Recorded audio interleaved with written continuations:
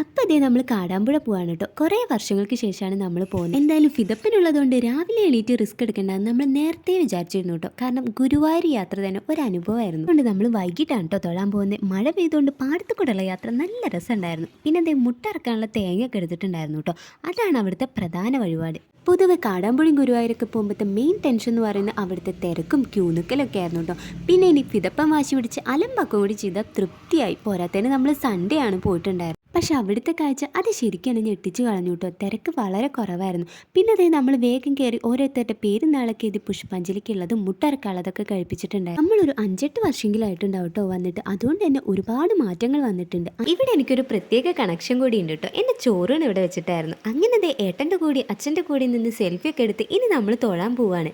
ഓരോ സ്റ്റെപ്പ് ഇറങ്ങുമ്പോഴും മുന്നേ ഇവിടെ വന്ന് മുട്ടറക്കാനുള്ള തേങ്ങയും പിടിച്ച് 3-4 മണിക്കൂർ ക്യൂ നിന്നതായിരുന്നു കേട്ടോ മനസ്സിലോർമ്മ. എല്ലായിടത്തും വെള്ളം അടയെന്നും പറഞ്ഞ് ഫിദപ്പം ഭയങ്കര ഹാപ്പി ആയിരുന്നു കേട്ടോ.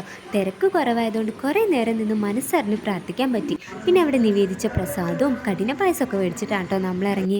തൊഴുതിറങ്ങിയപ്പോൾ പിന്നെ മാമനെയും മോനെയും കാണാണ്ടായിരുന്നില്ല കേട്ടോ. അവർ പിന്നെ എവിടെയാവുമെന്ന് ഞങ്ങൾക്ക് ഊഹിക്കായിരുന്നു. ഫിദപ്പൻ തന്നെ സെലക്ട് ചെയ്തൊരു ഐറ്റം മേടിച്ചിട്ടാണ് അവിടെ നിന്ന് ഇറങ്ങി.